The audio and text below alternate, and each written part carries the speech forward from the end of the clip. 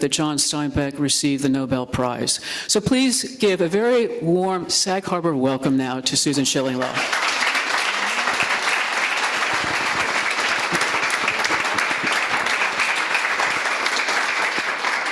Thank you. Thank you so much. It's wonderful to be back. I have been here several times, and I love walking around the village. I got to see the whale boat races this afternoon. I was delighted. I loved the harpoon going into the side of the whale. So it was, something I've never seen before. But I would like to say, I hope that the house becomes Sag Harbor's, and so anything I'll try to help in any way. But as Catherine was talking, I thought, what can I auction off that would bring a lot of money?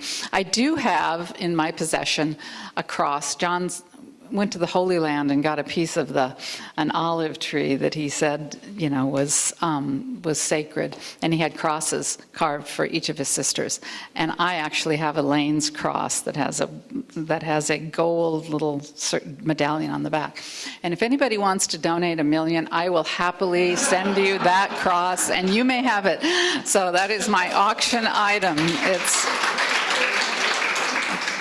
Actually, it was given to me, and I don't quite know what to do with it, but it's, if somebody wants to hang it somewhere, so that's my offer, because I think it's just a terrific initiative. And I went there today, and if I had a book to write, I would want to be in that room and writing in that atmosphere. And the other thing I want to say is that this is a magnificent building, and I saw the art exhibit, and it's the only time in my whole career that the person that was the subject of my dissertation, James Fenimore Cooper, has been next to John Steinbeck, the person I was delighted. I took several pictures, and I guess they're both saints of Sag Harbor, so that was delightful to know. So today I'm going to talk about Travels with Charley. And I did spend a lot of my COVID hours reading the manuscript of Travels with Charley, which is at the Pierpont Morgan, and which an archivist helped me read and made available to me because I was working on a book. So the manuscript of Travels with Charley is quite different from the published book. Much of it was excised, probably a third of it was excised. So I'm going to talk about some of that and really what his concerns are in the book, and it's kind of a different book. So when I say Travels with Charley at 60, I'm really talking about the manuscript, which is maybe 62, but still. But he really talks about his own identity, what he believes about art, his thoughts about art and what art is, what's the difference between fiction and nonfiction, and America. There's much about American politics that was cut, and so I'm going to kind of talk about that. So why did he write the book? I think there's several reasons, and I do want to kind of think about those in terms of why the book remains so kind of important to read today. It was first a personal challenge because he'd been sick. I love the way he talked about his sickness. He said the porthole was open to the other side.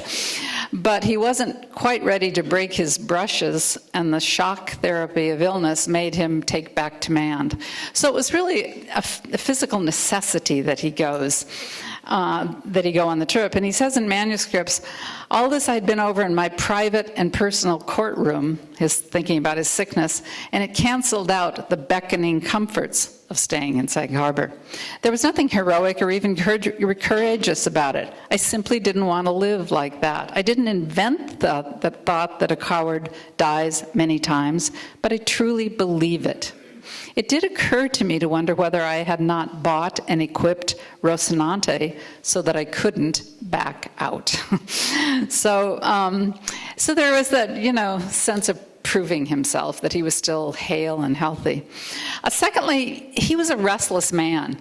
In one letter, he admitted he'd been restless since his 5th birthday party, that he hated Salinas since he was 5. That's a little early to hate your old hometown, but he really, wanted to get away. He wanted to push against convention. And so it's the virus of restlessness begins to take possession of a wayward man, and the road away from here seems broad and straight and sweet. The victim must first find in himself a good and sufficient reason for going. But restlessness is part of the basis of Travels with Charley, and he makes it in the book part of the character of Americans. We're restless, that's all there is to it. Thirdly, I mean, I do want to think about what he said about art and talk a little bit about that in this presentation. He had just failed to bring this Arthurian project, Le Morte d'Arthur, to fruition. So 1959, he came back from England to America, late 1959. He'd had to give up on this project that was his, life's sort of dream, to put the Arthurian tales into modern English. And so he just had to start something else. I love that the Smithsonian this month is in search of King Arthur. I thought, how perfect, because that's really what he was doing, not in search of America, but in search of King Arthur, and then switched gears and went to on the Charley trip.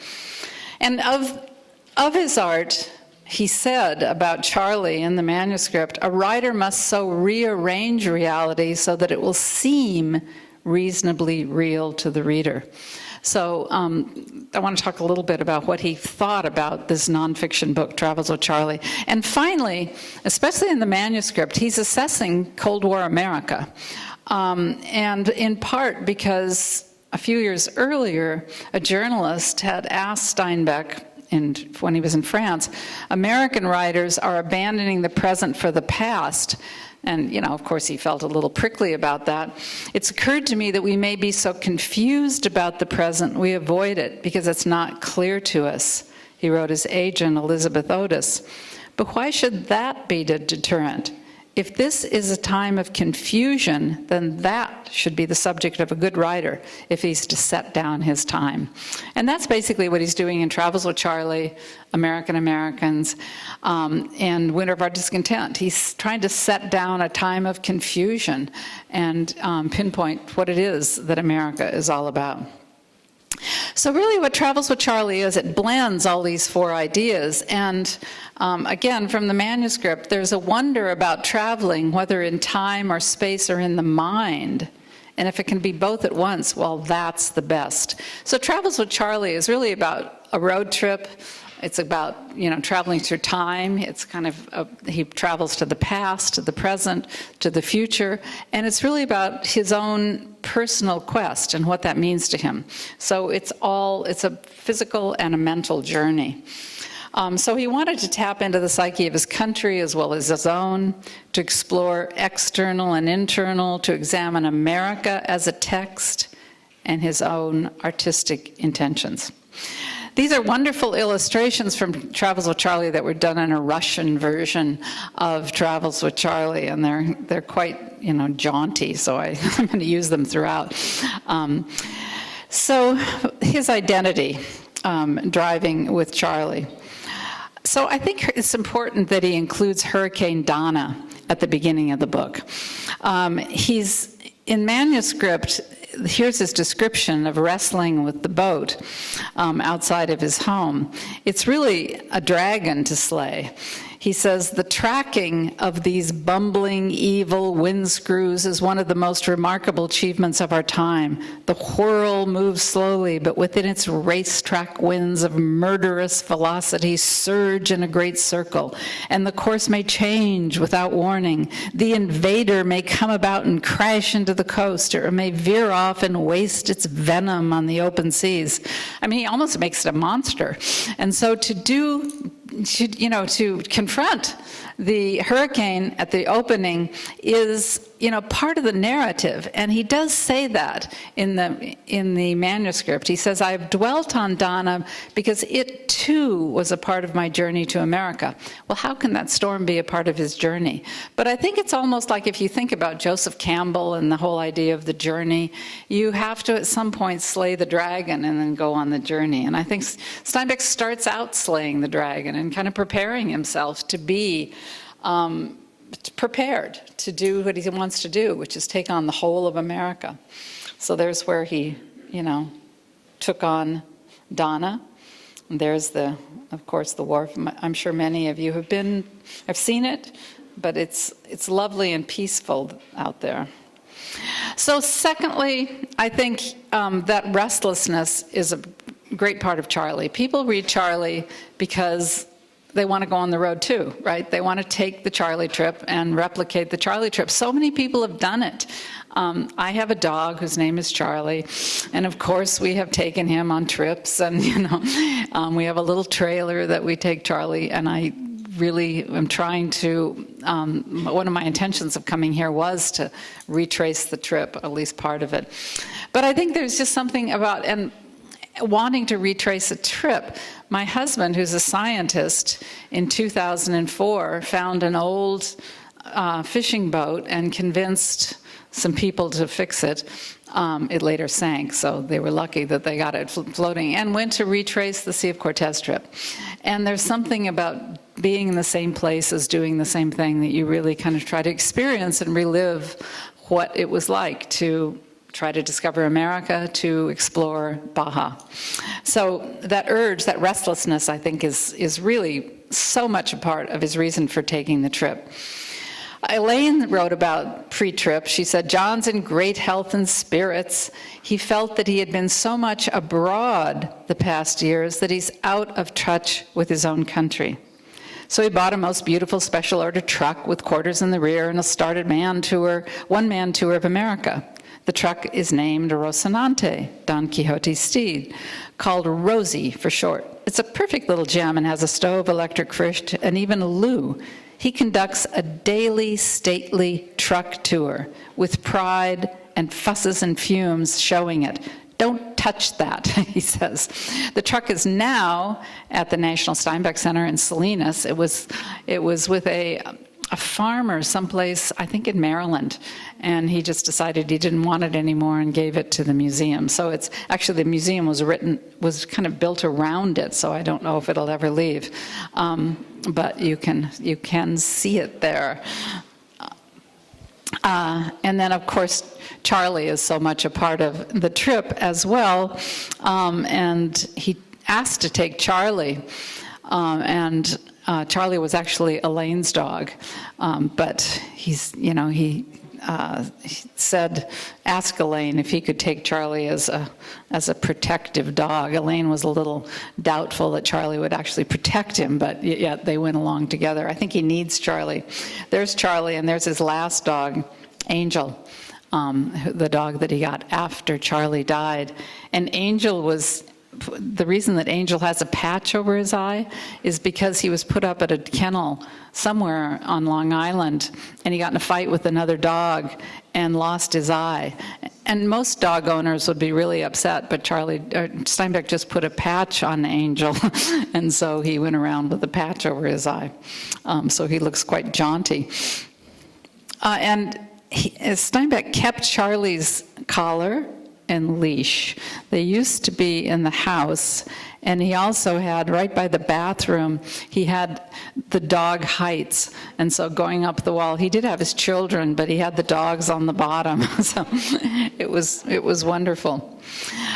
So he was restless all of his life. So I'm just going to briefly, have you think about his trips and how much of his books are about movement. Of course, The Grapes of Wrath is about movement. His quintessential book is about movement. But also, he wanted to move all the time. He wanted to get away from California early on. And for a man who writes about being rooted, about home, about place, and is kind of the author we think about when we think about defining place, he really did want to get away quite a lot. He first went to Scandinavia and Russia in 1937. Nobody knows why Steinbeck would go to Moscow in 1937. All evidence is destroyed. He may have been there to cover the Stalin trials, but I've tried to find out, and there's just little fragments of letters, but he was doing something there. And he never talked about it, never wrote about it again. So that was his first trip. And he said, we're restless. One of our dreams of our marriage was to get away, and the moment we could, so we wanted to do some traveling. And they went on a freighter from Stockholm to Albany in 1937. We played poker with the master and the steward all the way to New York. Now, there was that sense of, he wanted to get down and meet ordinary people. And that was true of all of his travel. His son Tom said about his last trip to Vietnam, he just wanted to talk to ordinary soldiers. So there's that quality about traveling and just meeting ordinary people. We're both dreadfully tired of traveling, he said of his 1937 trip, and anxious to get finished in New York and be on our way home. In a way, this trip has been a triumph. I don't think we've met a single worthwhile person. It's almost more than we could have hoped. We both long for food, a hamburger sandwich, for instance. Yesterday, Carol, his wife, found 4 pulp detective magazines. We're devouring them now. So, in terms of the restlessness, I think part of the appeal of Travels with Charley and that whole idea of restlessness is also Steinbeck is kind of a bum. And he mentions that he's a bum 4 times in the opening chapter of Travels with Charley. And, you know, I think that quality of humor and the kind of, I guess, being a bum or not being an elitist is also part of the appeal of his identity in Travels with Charley. This is a picture of his garage. He had a little drawer called Blady Things, and I once could go in there and see. He named his tools, and he says, I have a genuine and almost miserly interest in worthless objects. So he was a funny man, and I love this, trespassers will be eaten. It's a sign we should all have up, you know, keep people away. This was in the Sag Harbor, outside the Sag Harbor house. And then the fact that he never cut down that tree that blocked the front door. I mean, so many people would have said, perhaps we should move this tree that blocks our front door, but it's still there. And, you know, you can barely kind of get in. And then I love the cartoon, I Told You Never on Steinbeck, which I think was in, I think it was, where did I get that? I think it was in the Sag Harbor house. Anyway, I love that cartoon. So, and then finally, you know, kind of an example of how he was a bum, or that humor, which is so much a part of Charley. He had an agreement with the publisher of the Louisville Courier called the Aggressive Agreement. It goes like this, Elaine recalled. You walk in and your wife says, you're drunk. And you say, you're damn right I am, and I'm going to get a lot drunker. And of course, then she's got nothing to say. You agree aggressively to everything your wife says when you're in any kind of spot. It doesn't only have to do with drinking. It can be, you're not producing the work you're capable of. And you say, you are so right, and I may never work another day in my life. It really leaves the wife up the creek. They loved it. But I love the aggressive agreement. And so anytime somebody's criticizing you, just agree wholeheartedly. Anyway, more of the restlessness, and then I just want to briefly say that he went to Mexico in 1935, 1940, 1945, and 50, and in 1932, he wanted to go to Mexico, but didn't have the money. But what he said about Mexico is really exactly what he did in Travels with Charley 30 years later. From here, I shall go on horseback in the general direction of Guadalajara. I want entry into a number of tiny villages. I plan to do a series of little stories on the road, local sagas. Such things might well be done with simplicity and with color and some charm. If one were able to present the incident against its background and at the same time permeate it with the state of mind of its community, a kind of holistic approach to telling stories. So, I mean, that was his attitude when he wrote Charley as well. How can I see America and tell about everything? How do I capture the whole? Sea of Cortez, he writes the same thing at the beginning. He writes about Sea of Cortez and Travels with Charley. He says, we wanted to observe the distribution of invertebrates, to see and record their kinds and numbers and how they lived and what they ate and how they reproduced. We wanted to see everything our eyes would accommodate. So that grasp of Steinbeck was so ambitious, and I think that, you know, of course he narrows, and of course he has to cut things out, but what he gives is a sense of the amplitude of an America. And way, he said, ours is the older method, something like that of Darwin on the beetle. He wanted to see everything, rocks and flora and fauna, marine and terrestrial. So when he traveled, he wanted to capture it all. He went back to Copenhagen and Sweden to accept the Perhaps Don Coors talked about that. After the war, he was given King Haakon's cross for writing Moon is Down. And this man who is here, and actually they're turning, it's a complicated story, but anyway, he knew Adlai Stevenson, and they're making a writer's house in Sweden based on Adlai Stevenson's friendship with this artist who did 3 portraits of Steinbeck, wonderful portraits, and one of them is at San Jose State. And then he went to Russia in 1947, a Russian journal. He traveled throughout the 1950s and 60s, and he was so restless that he said, I really have no place home. Home is people and where you work. I have many homes, and I've not even seen yet. That's perhaps why I'm restless. I haven't seen all of my homes.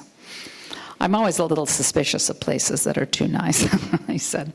And of course, his last trip was to Vietnam. But look at how he has a hat on in that picture. He has a helmet on. He wore hats on his various excursions, and they were he had an identity for each hat. He wore a sailor's hat, or a captain's hat out of Sag Harbor in Travels with Charley. He talks about his hat. He changes his hat.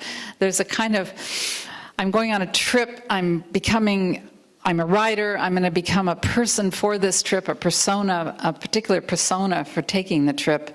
And I think he wanted to blend in with the environment and see if he could become one with what he was writing about.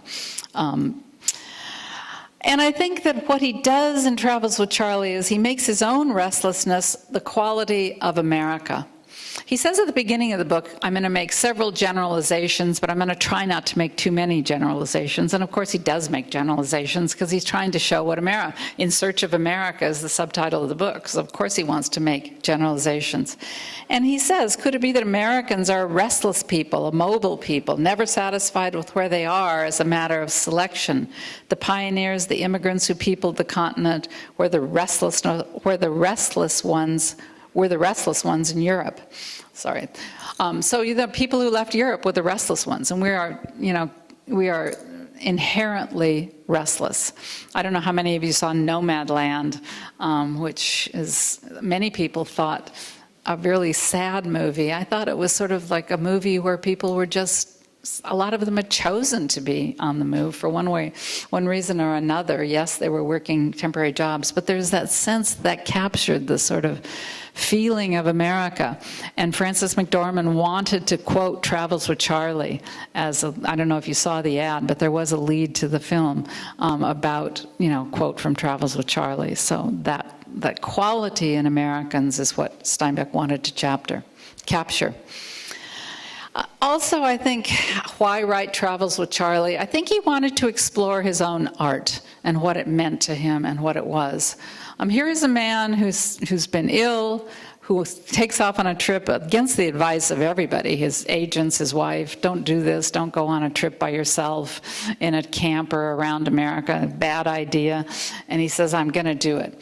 And so he muses on the trip a lot about writers, about art. Of course, he has Cervantes and the kind of context of the book.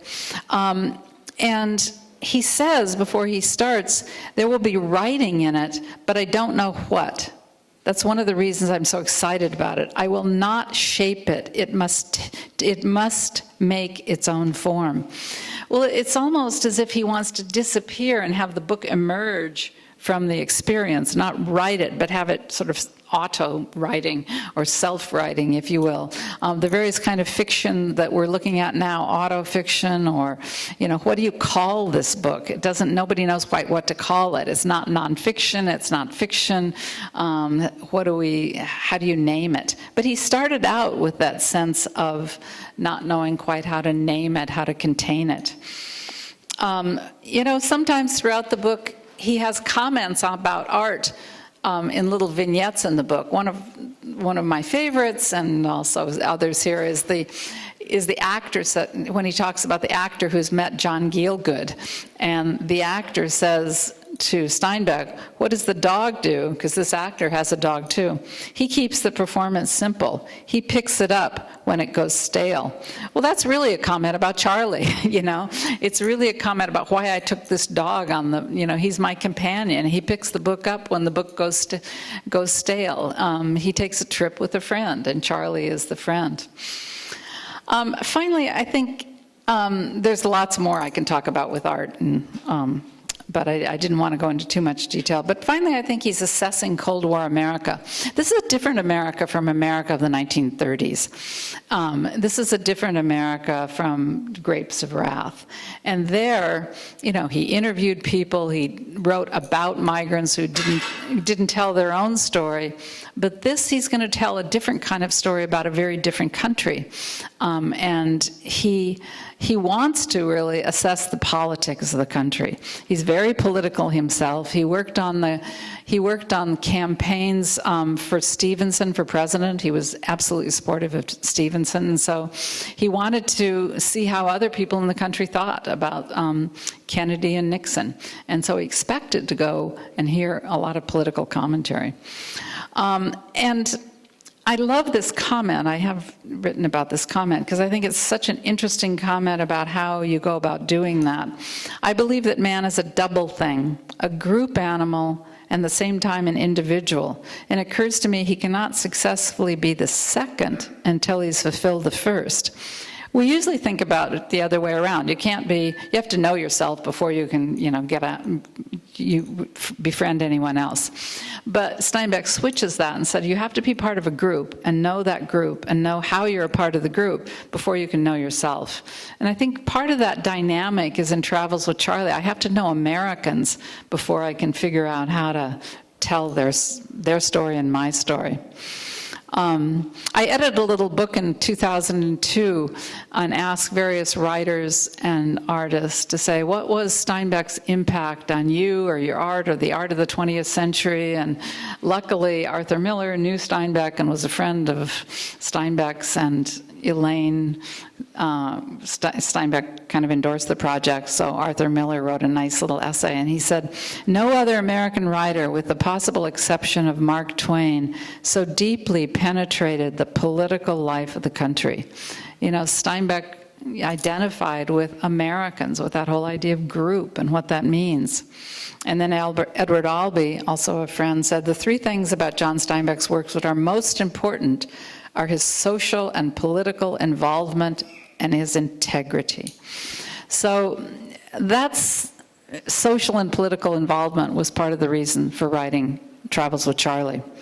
There's the map, which makes the trip seem jaunty and fun and kind of cartoonish, but it was far different from that. And he does take on, you know, what does America mean? Some of the customs, attitudes, and myths of America. The first of these has to do with hunting. And of course he makes it funny, because he has farmers riding cow on the side of cows so they don't get shot. But, you know, he reflects on, you know, America and cunning and guns now, and you think, whoa. So we all know that kind of change. Development. Clinging to the sides of dreamlike waterways was the litter of our times, the motels, the hot dog stands, the merchant of the cheap and mediocre and tawdry, so loved by summer tourists. So he's really taking on America and, you know, waste and excess spending, all the issues that were just starting to emerge in the 60s as a kind of critique of America. Food, tasteless, colorless, and of a complete sameness. He talks about the interstate system. You know, he's talking about highways.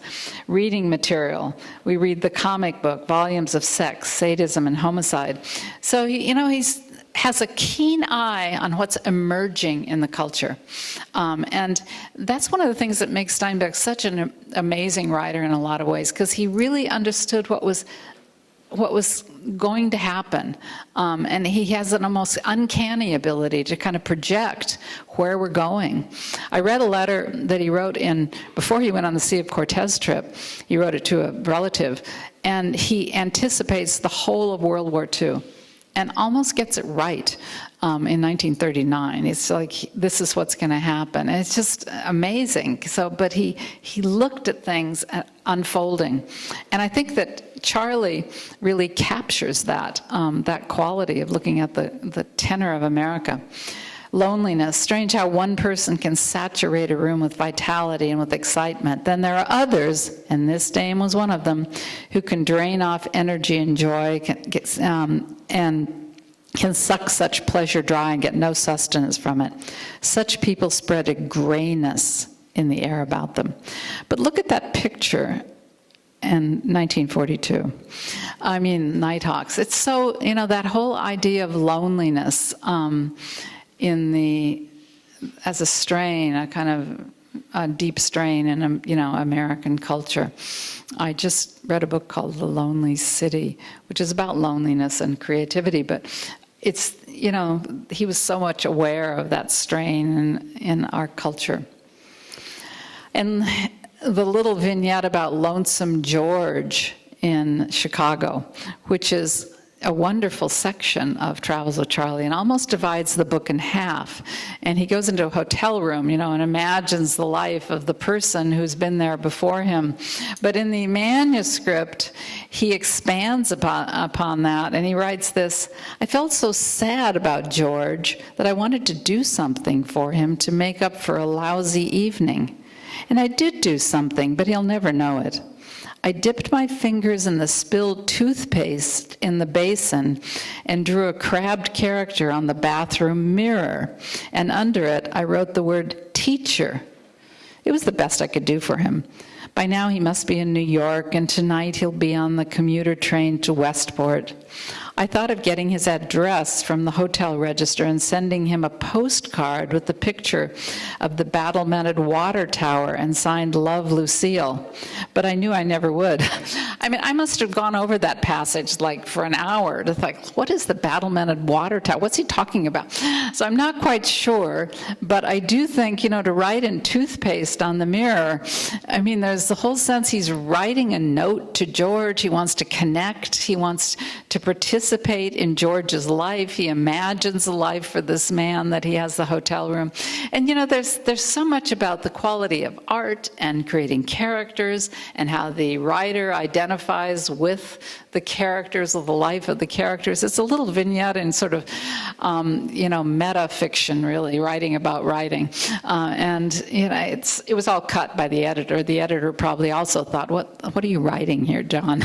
And so all this is from the manuscript. But I think he tapped into that sense of a lonely life, and that vignette is really an important part of his discovery or his search for America. And most of what is cut from the manuscript is his discussion of politics. So the 1960 presidential campaign was taking shape as he started on the trip, and Kennedy, with the unscrupulous Richard Nixon, whom both Steinbeck and Adlai Stevenson, Steinbeck was a friend of Stevenson, agreed 2 years before was, quote, the greatest danger to the Republic.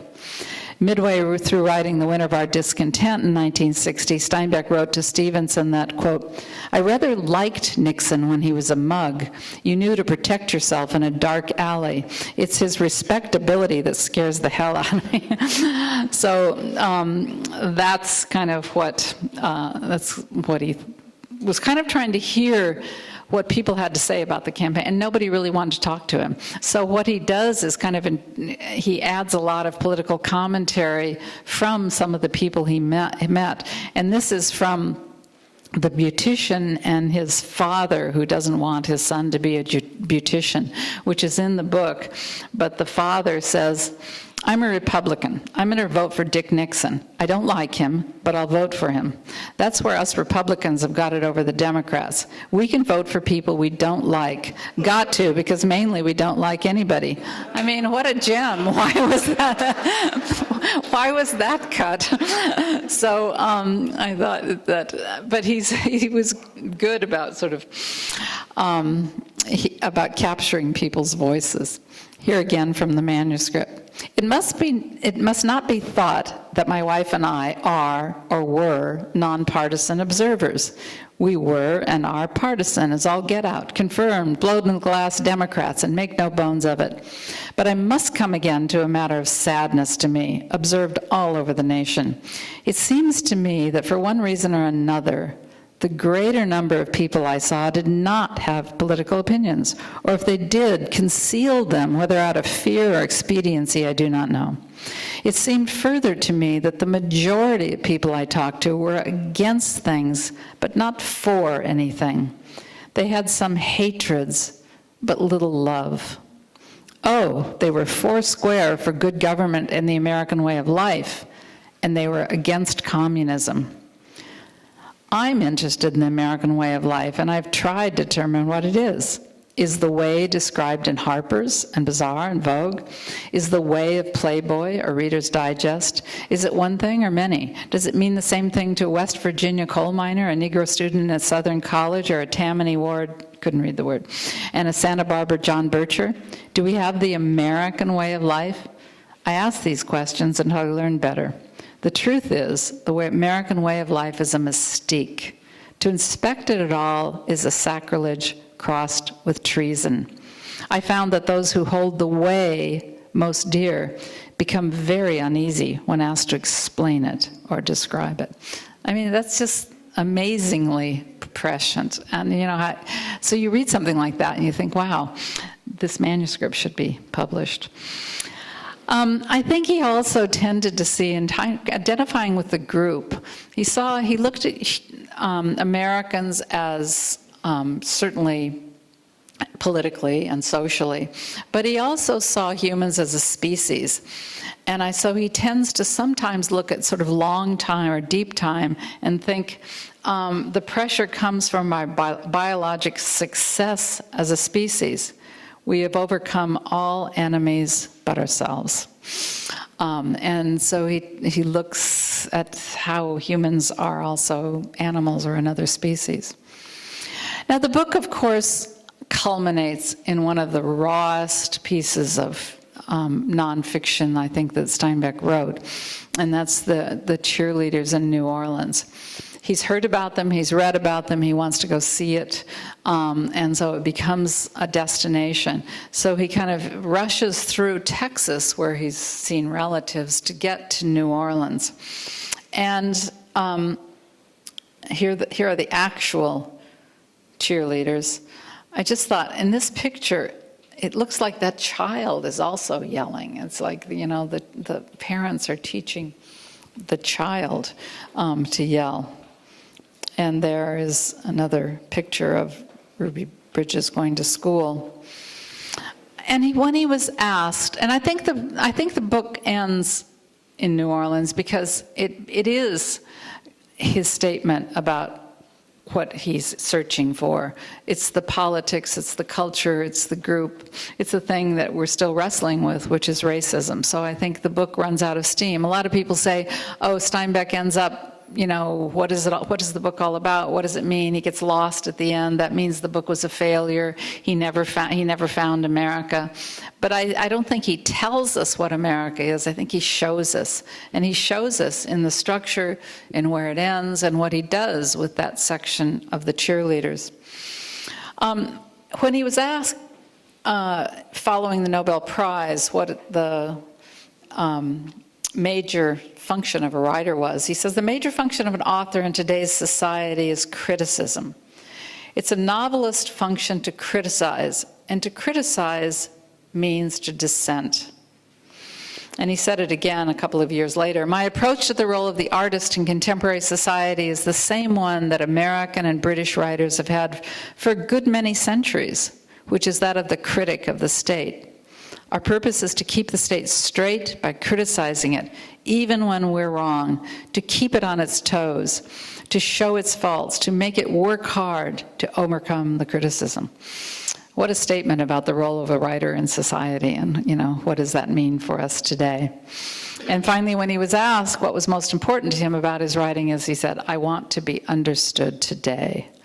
So I think all these comments make Travels with Charley and the book itself kind of a must-read, to really kind of parse all those reasons that he had for going and what he fulfilled and what he didn't. This, I'm going to end here because it's kind of a positive note. This is a group in Barcelona that contacted me about 2 years ago wanting to make a bookmark. I didn't think too much about it. I mean, it was COVID, and I thought a bookmark, that won't take long, and but he spent so much energy, and he loved this bookmark, so I got excited too. But he wrote back. It was to celebrate St. George's Day, and it will be shared with the Steinbeck Institute of Stanford University. That was a little bit of an exaggeration. I did an NEH Institute, delayed 2 years this summer, and my co-director is my husband who teaches at Stanford, but if he wanted to say Stanford University, that was okay with me. The celebrations also mark World Book Day and will commemorate 2 landmarks in the history of John Steinbeck: the 120th anniversary of his birth and the 60th anniversary of his receipt of the Nobel Prize. So not only is Charley 60, but Steinbeck would be 120, and the Nobel is 60. So he said Steinbeck, referred to as the conscience of America, was known for his social engagement and environmental concerns. He's known as a novelist, but he was a journalist, scientist, ecologist, historian. His work is characterized by a spirit of empathy, a commitment to democratic values, and the belief in the dignity of all people. So there is a feeling in Barcelona of the importance of Steinbeck and the Nobel Prize. There is the Nobel Prize, which Steinbeck, and he didn't leave much in his will, many directions in his will about what should happen he left everything to Elaine, except his Nobel Prize. And he said that must go to Stanford. I didn't graduate from college, but it was my university, so they should have it. Unfortunately, it's not on display, but it is there. They have too many Nobel Prizes, I guess, but it is there. And there's Elaine and my daughter when we're standing. She didn't know what she was standing before, but still I took the picture to capture her.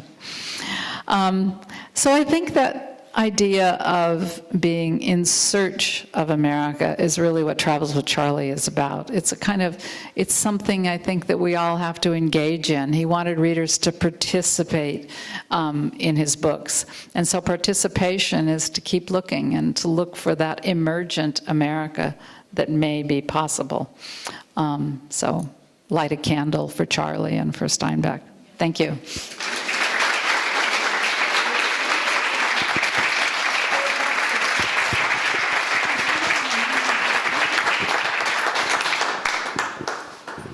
Questions? Questions? Are there any questions? Yes. In terms of integrity, Sir? thank you. In terms of integrity, his writing around World War II, which essentially was propaganda for the government, did he feel that he compromised himself when he did that?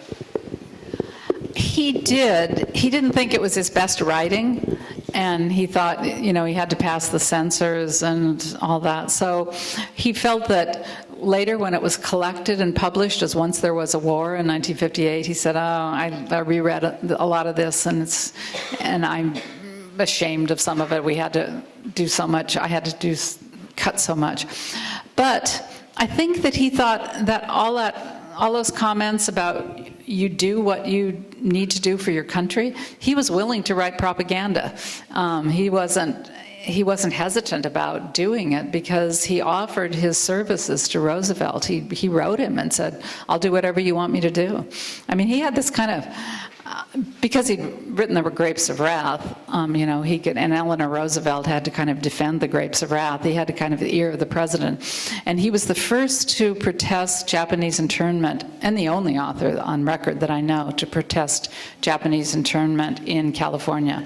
He wrote to Donovan, Wild Bill Donovan, and said, you don't need to these people shouldn't be locked up.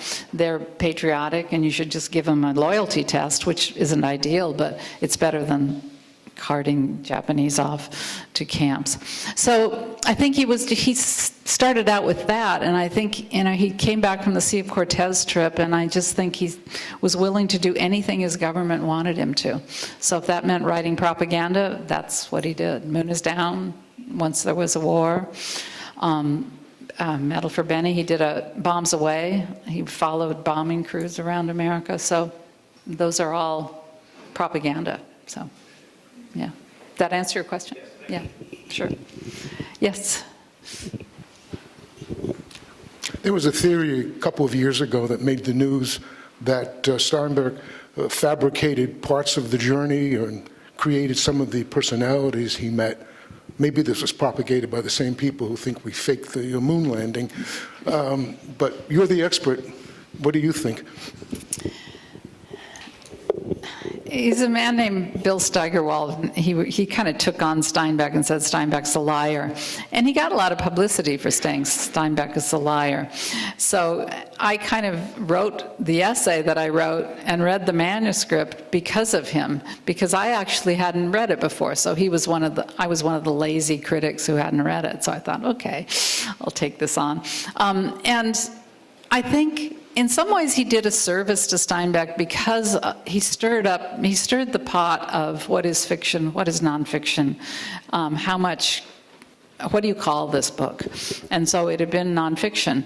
But the first review in the New York Times said, Steinbeck is a novelist and it's a kind of charming blend of fact and fancy. So nobody really took it as strictly nonfiction. It's just that we have a very different rules for what is nonfiction after several controversies over people who said something, happened and it actually didn't. So I think he kind of stirred the pot, but it made everybody look at the book again. I think a lot of it probably maybe didn't happen, but I don't have any proof that he didn't meet a actor who had a letter from John Gielgud in his pocket. It doesn't sound quite like the people you meet camping, but it could be, I don't know. So I think that line between, what actually happened and what he made up, and I think that he was a novelist, so he probably spun things a little bit and exaggerated a bit, but I don't think I think the quality of it. And that's what's really interesting about the manuscript, because he has long discussions of how if you put everything in a book, it would be, people wouldn't read it because it'd just be everything. Or maybe who's the Swedish author who wrote about his life and put in everything? I haven't read it because the reviews, has anybody read it? I have not read it. Anyway, it sounded, because he put in everything, I thought, that sounds like a long book. And so Steinbeck talks about having to cut, having to shape, having to select. And if part of that is exaggerating one part and trimming another part, that's what he thought the writer's responsibility was. So if that makes it fiction more than nonfiction, that's a discussion. I mean, he actually did take the trip. He had a camper. He took Charley. He went on the road. He went to places he said he did. Yes, he left out a lane. Yes, he stayed in hotels sometimes. But, does that make it a lie? So that's the literary debate about that.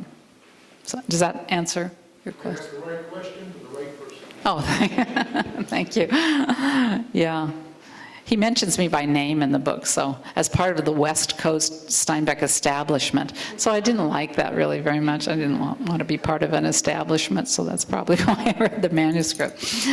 Any other questions about Steinbeck or Sag Harbor? Yes. First of all, thank you, Susan. That was really terrific. Just a question. I'm thinking of Robert Frank's 1958 book, The Americans, and I'm just wondering if Steinbeck and Robert Frank had any interaction that you're aware of. No, that's a good question, but no, he talks about it in the manuscript, though. He talks about the book. So he's aware of how, and I can't remember what he says, but he does talk about that their project was different from what he was doing. And so he's aware that when he's talking about how to capture Americans, he talks about the perspective that you take. So he was aware of it. I'll look it up for you and find out what he said. Yeah, that's a good point. Well, I thank you all for coming out when there's food on the wharf and races and I just loved the whaleboat races. And oars got tangled and I thought they were going to capsize. Steinbeck would love to have written about that, you know, all these two boats kind of trying to get around the whale. But thank you so much, and I do hope that his house becomes a writing house. If he's looking down from wherever he is, he would say, yes, I'd love, because he talked a lot about architecture changing, and Cannery Row in particular. They wrote him, the city of Monterey wrote and said, what should we do with Cannery Row? And he said, well, and this building is tribute to that. They said, you shouldn't try to preserve what's gone. You know, it was an industrial area. You shouldn't try to make it Santa Barbara, which is fake old. They just tried to recreate the Spanish path. You should have an architect create something new and innovative that is, you know, inspires the community. And so this building attests to that, and I think that, you know, Steinbeck's house as a writing house would be inspirational. So I hope it happens. And thank you for having me here. Thank you, Susan. That was great. No, that was really, really terrific. Thank you. We could listen to you all night. And we have books in the back, and we have her book, and she'd love to sign it.